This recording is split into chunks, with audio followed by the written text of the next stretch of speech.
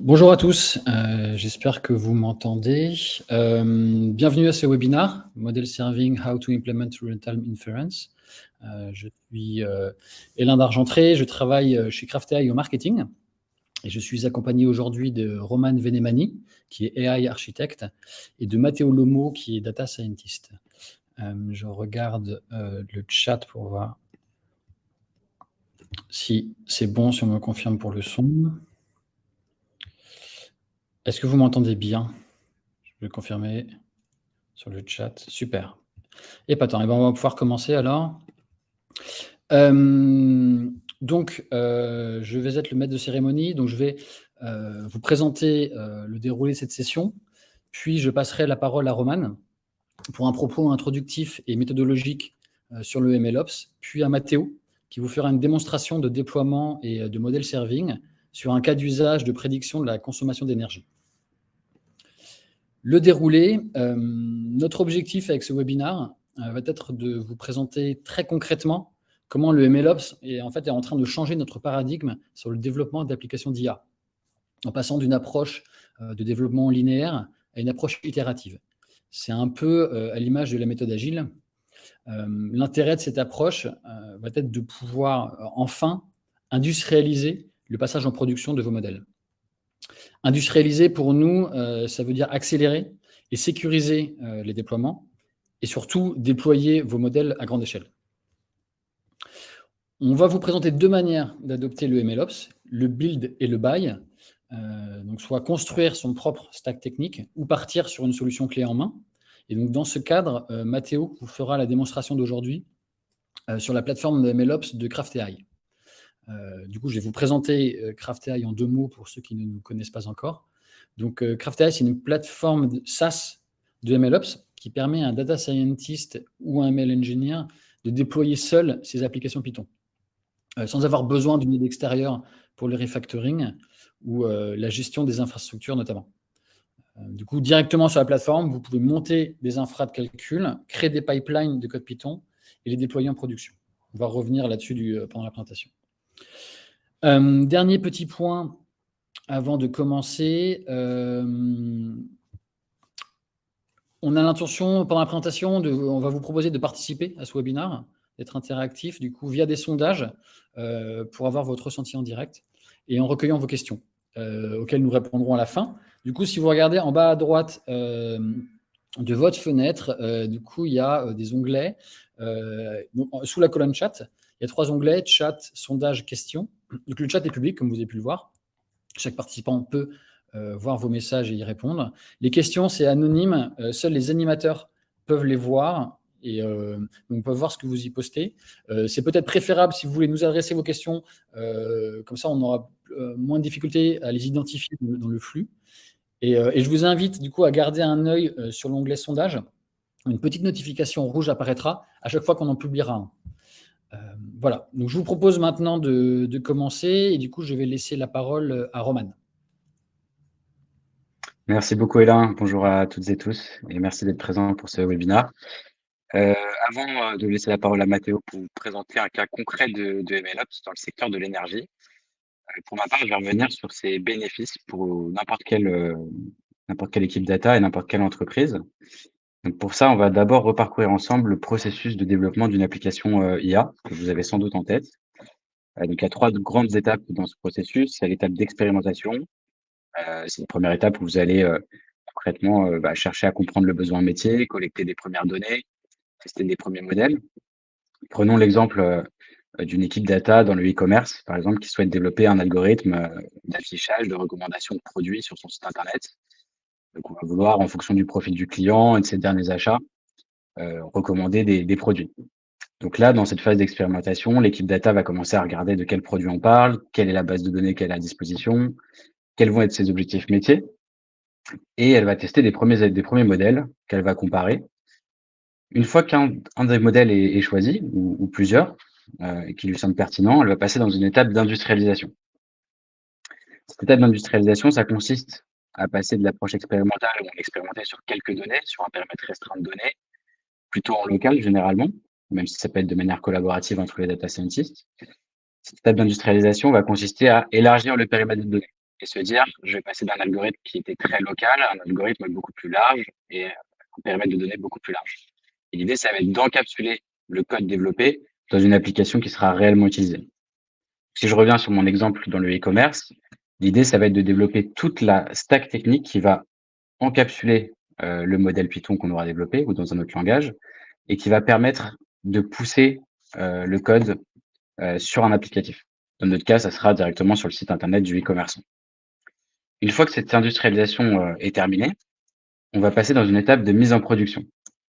Cette étape de mise en production, c'est l'étape essentielle de notre algorithme. C'est on va vraiment passer d'une approche qu'on avait fait plutôt en chambre et localement à une approche qui soit vraiment déployée au plus grand nombre et à nos utilisateurs finaux. Dans notre exemple, c'est appuyer sur un bouton et faire en sorte que les résultats de notre algorithme de recommandation de produits soient disponibles sur notre site internet de e-commerçant pour n'importe quel utilisateur, n'importe quel client qui se connecterait au site internet. Donc voilà un peu le processus assez classique de développement d'une application IA. Ce que nous disent aujourd'hui les dirigeants d'entreprise et les responsables d'équipe IA et les data scientists eux-mêmes, et ce qui est collecté par Gartner, c'est une statistique assez parlante, c'est qu'on a aujourd'hui encore 80% d'échecs entre l'étape d'industrialisation et l'étape de mise en production. Ce que ça veut dire, cette statistique assez flagrante, c'est qu'on a 80% des projets IA qui échouent encore à passer ce mur de l'industrialisation et à arriver dans une phase de production. Et donc ça, il y a plusieurs facteurs explicatifs aujourd'hui qui expliquent ce taux qui est quand même énorme. Un premier facteur, c'est le fait que nos équipes data et nos équipes métiers sont encore trop cloisonnées. Ce que vous voyez à l'écran, ce cycle un peu linéaire, malheureusement, c'est le cas encore énormément aujourd'hui dans beaucoup de projets data et IA, où finalement, on a encore des équipes data qui vont collecter, data science, qui vont collecter le besoin initialement, qui vont peut-être échanger dans les premières semaines du projet avec l'équipe métier, et puis qui vont se lancer dans l'exploration des données, la construction des modèles, sans forcément réellement itérer sur le besoin. Celui-ci va changer au fil du temps. Donc ça, c'est vraiment un premier facteur assez explicatif de ce taux d'échec et qui est lié à la linéarité du mode de développement de ces applications IA. Le deuxième facteur, ça va être qu'on va tester une application, comme je le disais tout à l'heure, qui est en chambre, qui est sur un périmètre de données restreint, puisque c'est le périmètre de données qu'on va collecter initialement. Mais ces données vont être amenées à changer pendant le projet. On va avoir des nouvelles données sur nos clients, si je reprends notre système notre exemple dans le e-commerce. On va avoir des hypothèses métiers qui vont changer, par exemple un nouveau produit qui sort ou des nouvelles features, des nouveaux paramètres explicatifs qui vont être découverts. Et donc tout ça va changer au fil du projet. Et le troisième facteur explicatif de ce taux d'échec, c'est qu'on va avoir besoin de compétences très rares et souvent peu disponibles dans l'entreprise. Je pense à des profils que vous connaissez très bien, comme les ML engineers, par exemple, les DevOps ou les data engineers, qui sont des compétences qui sont très rares et souvent très sollicitées sur plein de projets. Et donc, le MLOps va vouloir apporter une réponse concrète à ces problématiques. Et donc, passer d'un cycle vraiment linéaire de développement de projet à une approche beaucoup plus cyclique et beaucoup plus itératif. Et donc là, ce qu'on voit à l'écran, c'est comment j'applique le MLOps à un projet d'emblée, à n'importe quel projet de data ou IA. Je vais vouloir construire un cycle à chaque étape et m'appuyer sur des outils et des méthodologies qui vont me permettre d'aller beaucoup plus vite et de penser prototype dès le début. Je vais vouloir en fait déployer un prototype qui soit utilisable dès les premières semaines, que je puisse mettre entre les mains des utilisateurs pour collecter du feedback.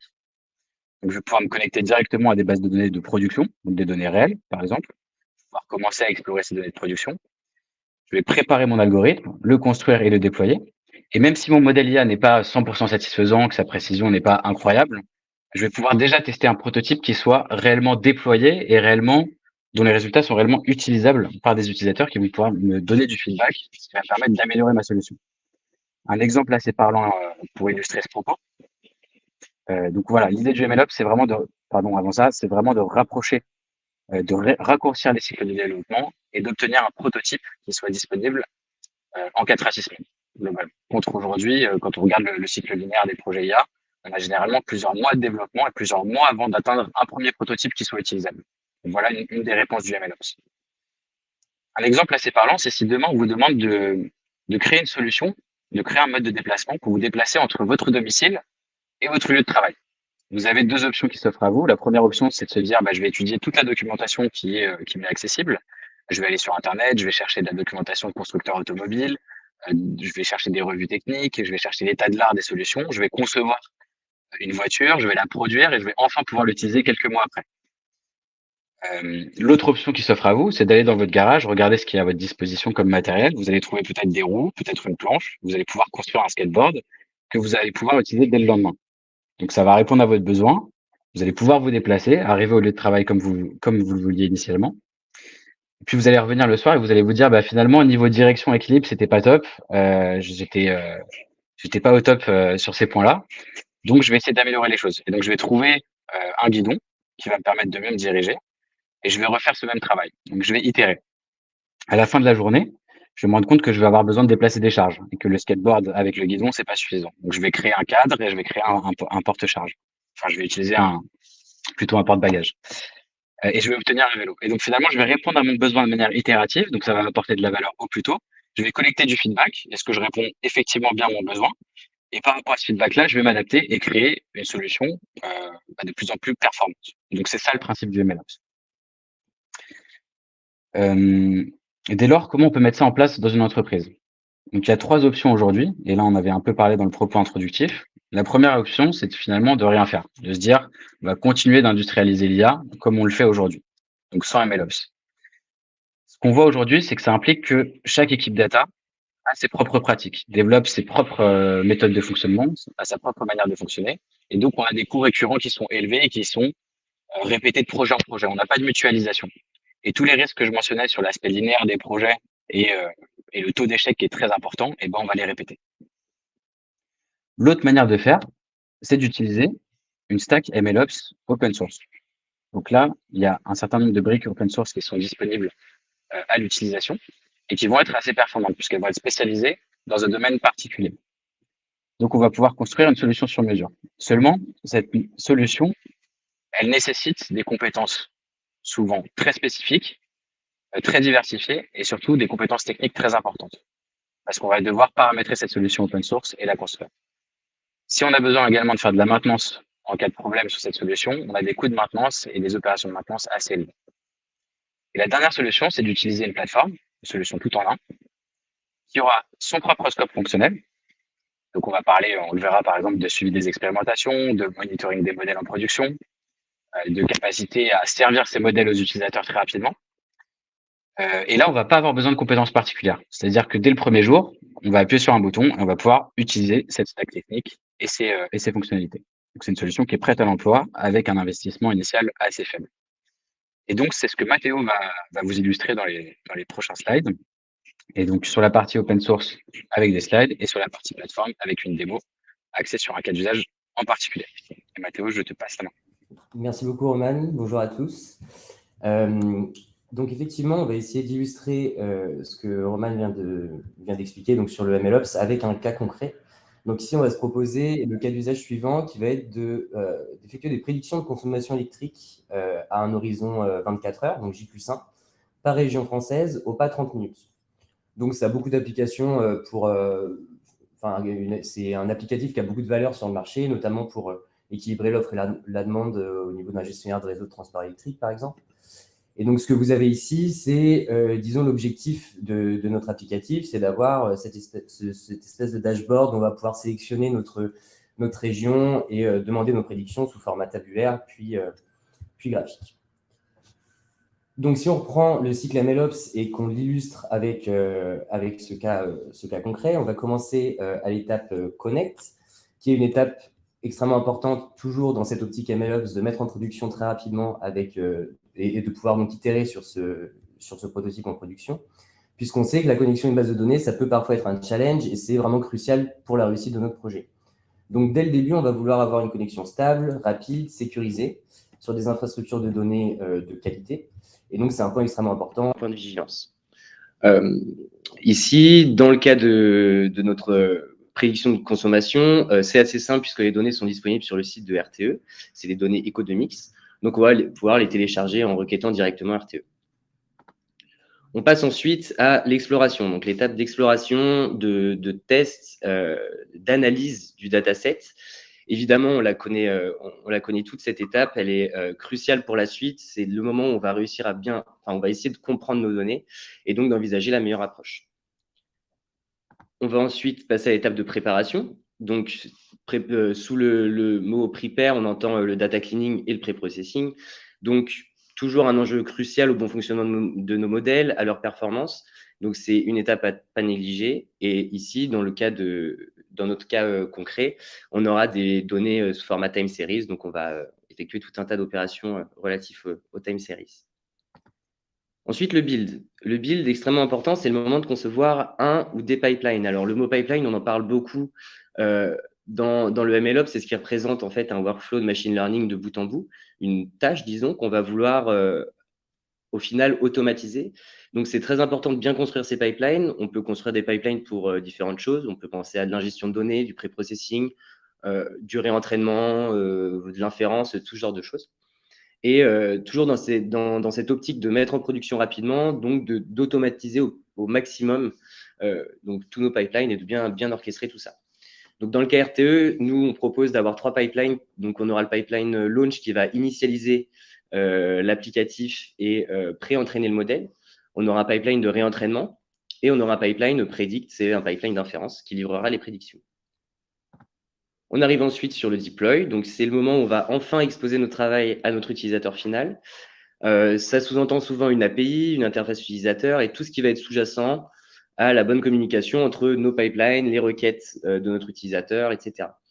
Donc, ça fait souvent partie des étapes jugées difficiles pour un data scientist parce qu'on va avoir besoin d'un champ de compétences qui peut vite devenir très large.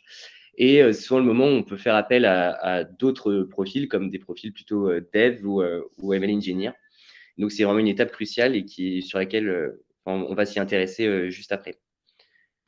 Et enfin, monitor. Donc, le monitoring, c'est le suivi des métriques d'exécution, des métriques de performance de notre modèle. Il faut d'une part être capable de s'assurer que notre service est toujours up, notamment au niveau des infrastructures, des serveurs, des machines de calcul, mais aussi que la performance de notre modèle ne se dégrade pas, qu'elle ne dérive pas trop. Auquel cas, on va avoir envie de faire des améliorations sur notre applicatif et donc de redéployer. D'où l'intérêt du MLOps de mettre en production très rapidement et d'itérer donc de manière agile, comme Roman l'a présenté auparavant. Donc ici, par exemple, on se proposait de vérifier le R carré de notre modèle et en cas de dérive, améliorer et redéployer.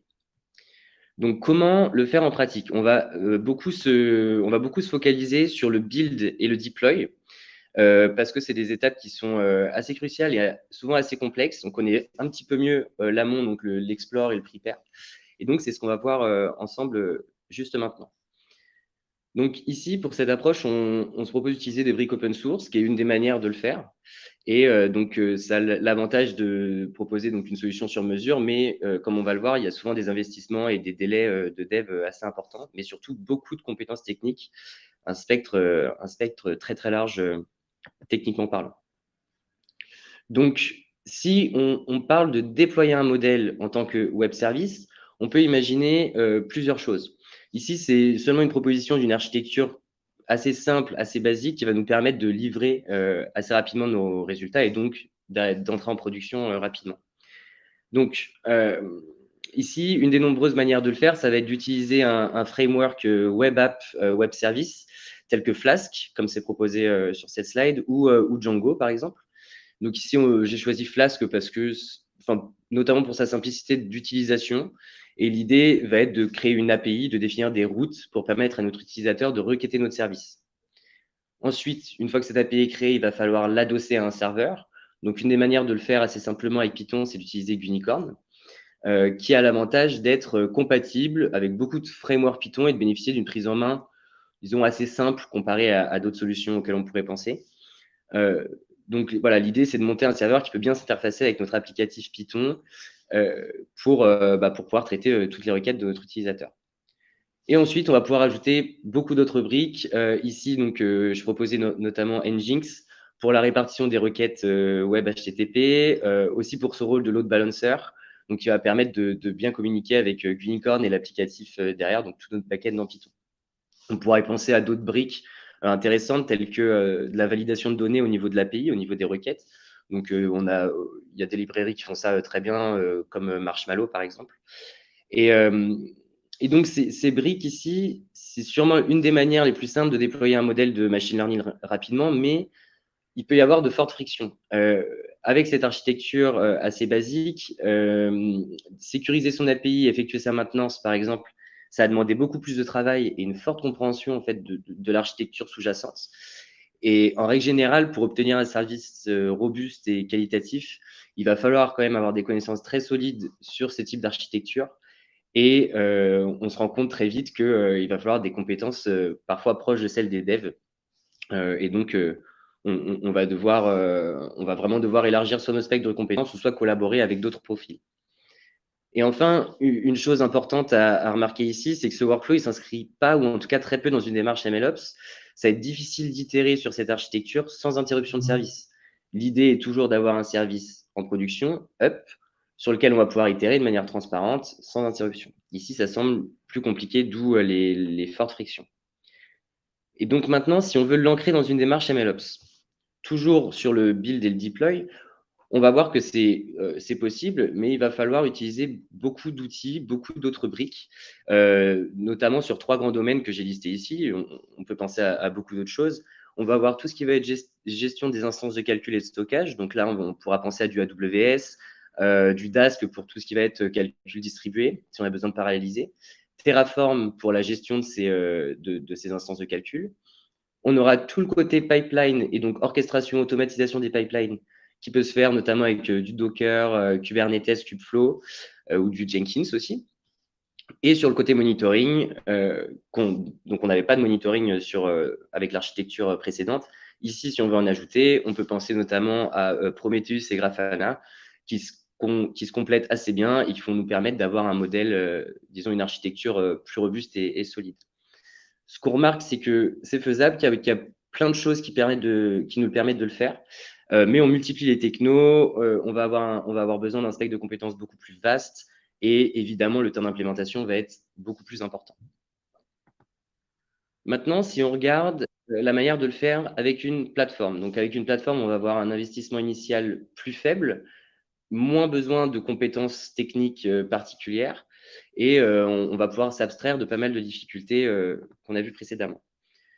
Donc ici, vous avez des écrans de la plateforme CraftAI qui vous présentent en fait un petit peu, notamment la première étape de ce qu'on fait en utilisant une plateforme, c'est qu'on va se créer un projet et on va notamment aussi se créer un environnement. Donc un environnement, c'est des instances de calcul et du stockage. Donc c'est exactement ce dont on parlait juste avant. Une fois qu'on se crée cet environnement, on va pouvoir commencer à construire nos pipelines et toute notre architecture pour ensuite la déployer assez facilement.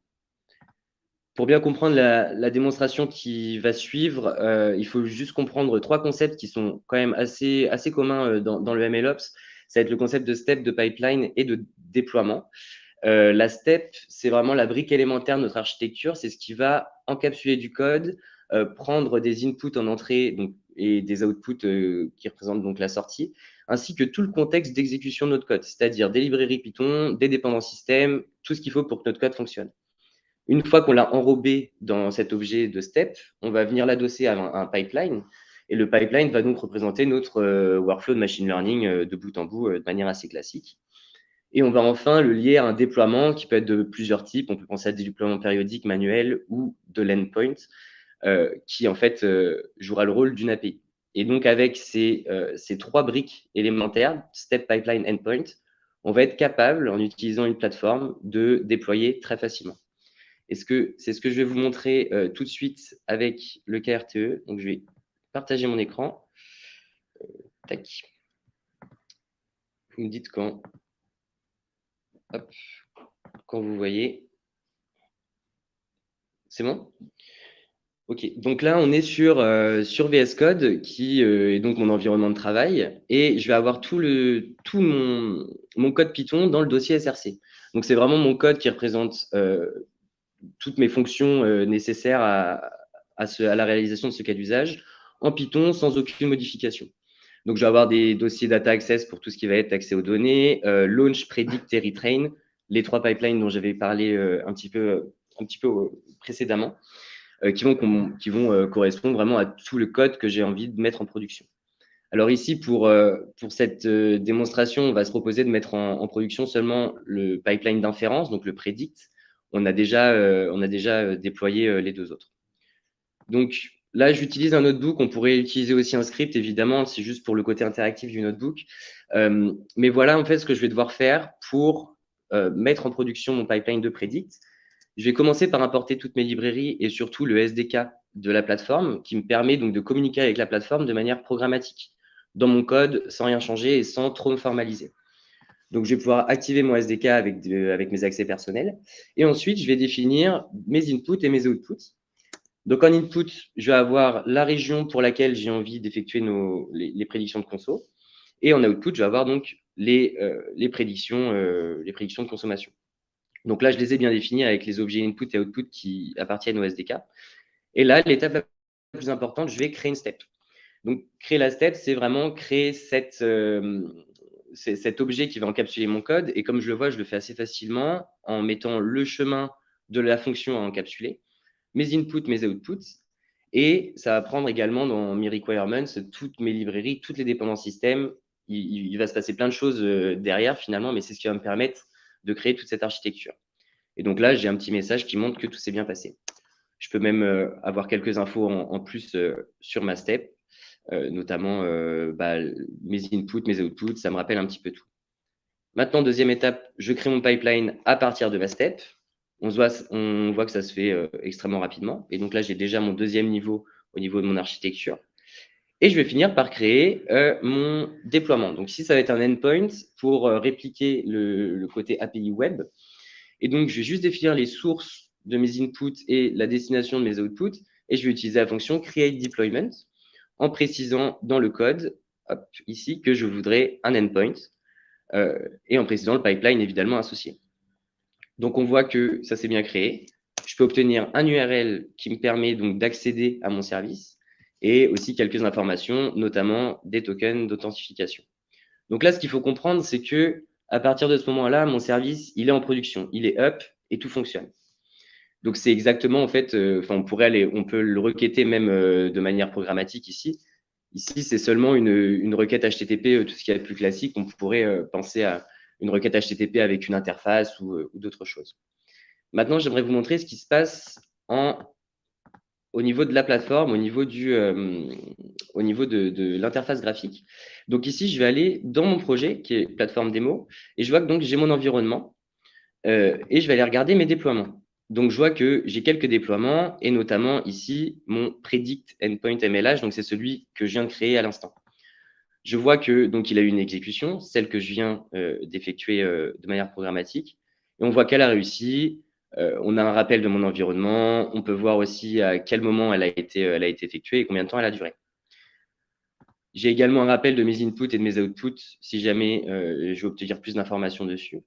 Et surtout, j'ai mes logs, les logs de mon pipeline, ce qui est extrêmement utile lorsqu'il faut débugger, quand on a un problème sur notre service. Et donc, on va pouvoir monitorer tout ça dans la plateforme CraftAI. Et c'est ce qui va nous permettre vraiment d'aller très vite en production, comme on l'a vu là en quelques minutes, et donc de s'ancrer très rapidement dans ce workflow de MLOps et de pouvoir itérer assez facilement en se soustrayant à toutes les frictions qu'on pourra avoir sans plateforme. Alors, je vais arrêter de partager mon écran. On va remettre les slides. Voilà. Donc, ce qu'on vient de voir avec la plateforme, pourquoi c'est intéressant la plateforme, c'est donc une mise en production rapide. Donc, on se place très vite dans un contexte de production et on est vraiment dans le concept MLOps, itération agile. On va avoir donc une meilleure collaboration avec d'autres profils, notamment des profils dev, et une réduction des frictions dans notre collaboration. Pourquoi? Parce que le data scientist va être donc plus autonome. En tout cas, dans toutes ces phases de mise en production de son applicatif. Et ensuite, monitoring et debugging efficace. Comme on l'a vu, on peut accéder aux logs très facilement, on peut les télécharger. On pourra surveiller aussi la performance de nos exécutions, enfin de nos pipelines, de nos modèles. Et donc, mieux monitorer et avoir un applicatif en production plus robuste. Super, merci Mathéo. Nous sommes arrivés à la conclusion de cette session. Avant de répondre à vos questions, je vais tenter une rapide synthèse de cette présentation. Donc nous avons vu aujourd'hui comment le MLOps, que ce soit grâce à une stack faite à la main ou par une plateforme intégrée, permettre d'industrialiser l'usage de l'IA. Les avantages majeurs du MLOps sont pour nous au nombre de 3. Je dirais un peu vulgairement presque le temps, l'argent et la méthodologie. Le MLOps permet un gain de temps évident pour la partie DevOps, on l'a vu, avec une gestion simplifiée des infras qui permet l'autonomie des data scientists sur leur projet. Un gain de temps aussi, évidemment, pour les data scientists, avec la réutilisabilité du code d'un projet à l'autre, la répétabilité et l'automatisation des exécutions grâce au pipeline. Et qui dit gain de temps, dit gain financier, avec des économies substantielles en jour homme, parce qu'on parle là de métiers qui sont assez rares, les data scientists, les ML engineers, les DevOps. Et enfin, le troisième avantage, je dirais que c'est presque une sorte de méta-avantage qui englobe les deux autres, c'est un gain méthodologique qui va vous permettre de vous assurer de la performance de vos modèles, de dérisquer et donc de systématiser leur déploiement, et surtout de mettre en place un workflow qui est plus simple et qui est plus inclusif des équipes métiers. Ils sont souvent le commanditaire et l'utilisateur final de vos modèles. Et du coup, dernière question, pour ce qui est de savoir quelle solution choisir pour mettre en place un workflow MLOps. Donc, stack à la main, principalement open source, ou plateforme intégrée. Et ben là, c'est du cas par cas. Ça dépend de vos besoins. Pour savoir ce qui vous convient le mieux, en fait, il est très important de comprendre les enjeux auxquels chaque option répond. Donc pour cela, on vous a listé ce qui, selon nous, est la liste de critères les plus importants qui doivent mener votre réflexion. Donc ces critères sont la compatibilité avec la stack existante de l'entreprise, évidemment, la flexibilité ou la personnalisation. Donc dans quelle mesure pouvez-vous configurer vos outils pour répondre aux besoins très spécifiques de vos équipes? La disponibilité. Donc là, l'idée, c'est de savoir dans combien de temps, en fait, allez-vous passer en production votre premier modèle et votre 100e modèle, et ainsi de suite. La sécurité, là, c'est vraiment vos données et votre code, est-ce qu'ils sont suffisamment protégés lors du passage en production? La surveillance, qu'on pourrait appeler aussi peut-être monitoring, c'est vraiment de quels outils, de quelles features en fait avez-vous à disposition pour surveiller l'exécution de vos pipelines. Et enfin, le dernier point, c'est le SAV. Donc là, c'est en fait quand vous lancez une réflexion sur votre solution, vous devez vous demander si la solution choisie vous donne accès aux ressources ou à des interlocuteurs qui sont disponibles pour résoudre les éventuels problèmes que vous rencontrez. Ou pour partager les meilleures pratiques. Voilà, nous avons fini. Je vous remercie pour votre attention. Maintenant, je vous propose de regarder les questions que vous avez pu nous envoyer dans le chat. Pour ceux qui en veulent, avant ça, pour ceux qui veulent en savoir plus sur Crafty et sur notre plateforme de MLOps, vous pouvez m'écrire. Attendez, oui, il faut que je... on va vous donner, vous pouvez m'écrire ici à mon mail, vous pouvez aller évidemment sur le site internet et on va vous mettre, s'il n'est pas déjà le cas, dans le chat un lien pour pouvoir prendre rendez-vous directement. Et enfin, on va commencer avec les questions. Alors,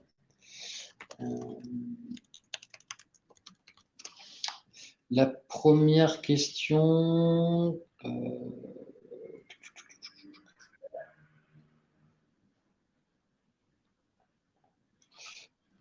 Alors, bougez pas, désolé. Hop.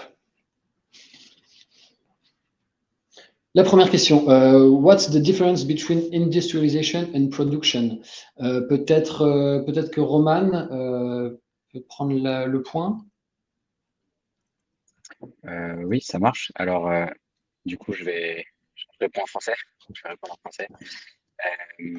Donc, la partie industrialisation, c'est comment je passe d'un modèle que j'ai construit plutôt dans une étape d'expérimentation à quelque chose de plus utilisable. Donc, comment j'englobe ce modèle dans un applicatif, dans une application que je vais pouvoir utiliser. Comment j'élargis aussi mon périmètre de données. Donc vraiment, comment je transforme mon modèle IA en une application qui est utilisable. Ça, c'est pour la partie industrialisation. La partie production, c'est comment je prends cette application et je l'utilise dans des conditions réelles, c'est-à-dire dans des conditions live d'utilisation par des utilisateurs finis. Donc vraiment, je déploie ce modèle et je livre les résultats en production et mon modèle tourne quasiment au quotidien et les utilisateurs peuvent appeler des résultats.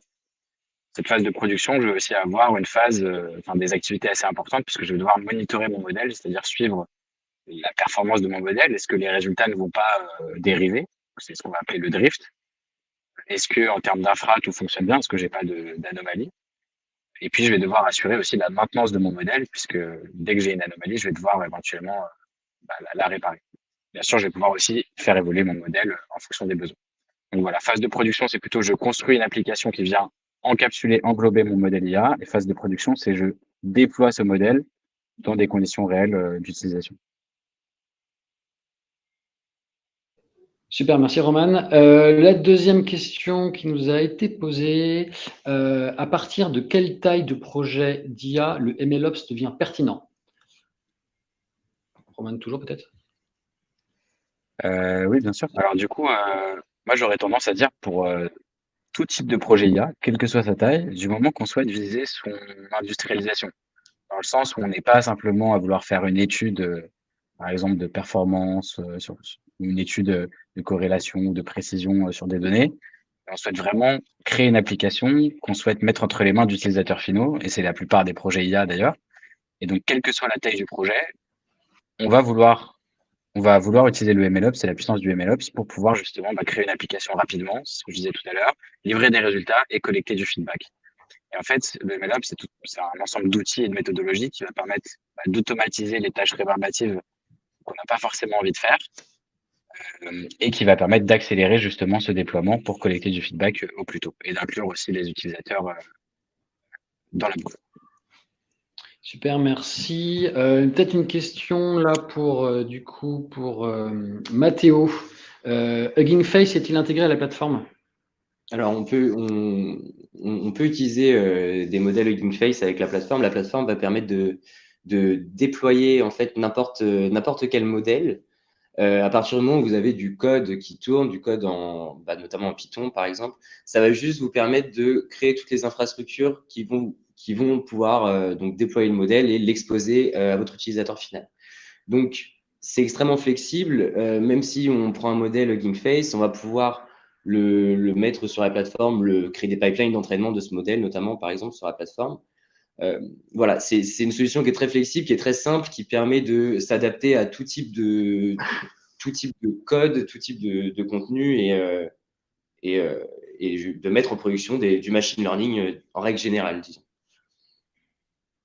Super, merci. Nouvelle question, je regarde l'heure parce qu'on va essayer de s'y tenir, il est 40, on a encore un peu de temps. Une autre question, donc, with this MLOps pipeline, we still need to develop the application with Flask or Django? Je vais prendre la question. Alors non, là en fait avec le pipeline, donc ce qu'on a regardé pendant la démo, on n'a plus besoin de Flask ou Django puisque le create deployment finalement va créer tout ce qui est nécessaire à une API, pour créer une API. Donc ça va vraiment remplacer ce que j'ai montré précédemment avec Flask qui nous permettait avant de créer des routes, une API et donc de pouvoir vraiment créer tout ce qui était nécessaire pour pouvoir requêter notre applicatif. Ici, la plateforme fait tout pour nous en quelques lignes de code. Et on a vu qu'à la fin, j'ai pu requêter mon service de manière programmatique, mais on aurait pu l'intégrer dans une interface, par exemple, sans être passé ni par du Flask, ni par Django, ni aucun framework. Là, si on a je ne sais pas s'il y a des questions après, mais sinon, je peux prendre un petit peu de temps pour montrer ce que ça donne avec une interface. Je vais repartager mon écran rapidement. Hop. Tac. Voilà. Vous me dites quand tout le monde voit bien. Bon. C'est bon? C'est bon. Donc ici, par exemple, c'est une interface qui a été créée avec donc Shiny, pour ceux qui connaissent. Et c'est vraiment juste, disons, du front-end et qui va aller requêter l'applicatif qu'on a mis en production ensemble tout à l'heure. Donc ici, j'ai rentré l'URL de mon endpoint, donc qui remplace, encore une fois, tout le côté API, disons, du Flask ou de Django, avec le token d'authentification. J'ai choisi la région Bretagne et ensuite, je peux demander une prédiction pour cette région qui va s'afficher après au niveau de l'interface. Mais donc là, en fait, au même moment, là, on a lancé une requête et on peut aller le voir sur la plateforme directement. Normalement, si je retrouve mon endpoint, hop, ici, on voit que là, il y a une requête qui a bien été lancée et qui est en train de tourner. On pourrait même consulter les logs et ou regarder ce que je vous ai montré auparavant. Et là, on voit que la requête est terminée et que j'ai bien reçu mes résultats. Donc, j'ai réussi vraiment à le déployer et à le mettre entre les mains de, entre guillemets, n'importe quel utilisateur pour peu qu'il ait l'URL et le token d'authentification, seulement en utilisant la plateforme et sans utiliser ni Django, ni Flask, ni aucun autre framework.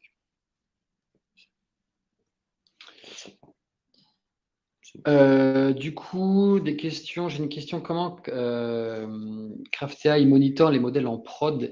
Quelles métriques sont exposées? Est-ce que Je vais prendre la première partie, tu me complètes Mathéo si besoin. Donc, en fait, tout type de métriques sont monitorables dans la plateforme. Nous, on va pouvoir en recommander certaines qui sont assez classiques dans des projets IA, comme la précision d'un modèle, le rappel des courbes de score F1, par exemple. Après, l'utilisateur peut lui-même paramétrer ses propres métriques de manière custom. Il va venir pouvoir apposer ces métriques sur les fameux pipelines qu'on voyait tout à l'heure. Et en fait, ces métriques vont être calculées au moment de l'exécution de ces pipelines et on va pouvoir en sortir des résultats, que ce soit dans des tableaux ou que ce soit sous format graphique. Donc, on peut avoir des métriques d'usage, des métriques liées au modèle, et on peut aussi avoir des métriques liées à l'infrastructure. Comment l'infra se comporte, quelle est la puissance de calcul utilisée, quel est le stockage utilisé, donc tout ce qui va être suivi du CPU, de la RAM, etc. Super, merci Roman. Tac, on continue. J'ai une question sur la sécurité. Attends, je la retrouve. Comment gérer la sécurité une fois le déploiement effectué? Je peux en prendre une partie. Donc, une fois le déploiement effectué, donc notamment via Endpoint ici, on va vraiment avoir une API sécurisée. Donc, c'est un lien HTTPS, disons. Donc, c'est très sécurisé. On nous demande donc un token d'authentification. Donc, c'est pas un URL accessible à n'importe qui. Donc, on déploie très facilement nos modèles et avec assez de sécurité pour pouvoir commencer à itérer facilement toujours dans ce cycle MLOps. Donc oui, les endpoints sont bien sécurisés. J'avais une question de la même personne. Ah non, j'ai une question là sur les métriques d'utilisation qui sont à dispo, CPU, storage, peut-être Roman.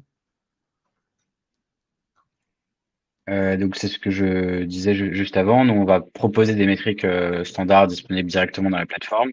Donc CPU, RAM, etc. pour le suivi des infras et des métriques plutôt associées au modèle IA. Après, tout ce qui va être métrique beaucoup plus custom, faudra le paramétrer. Donc ça sera paramétré par l'utilisateur dans la plateforme dans ces mêmes modules. Donc, ça tout dépend de quelle métrique on parle, mais on a pas mal de métriques qui sont déjà disponibles. Ah oui. Oui, aussi sur la plateforme CraftAI, donc on va pouvoir donc choisir notre environnement et notamment on va avoir accès à des GPU et donc à tout ce qui va être deep learning et toutes les métriques associées également. Top. Une question, je regarde, vous avez pas mal de questions, c'est super intéressant. Qu'est-ce que CraftAI apporte de plus que Shiny Server? Une appli Shiny? Non, c'est pas de.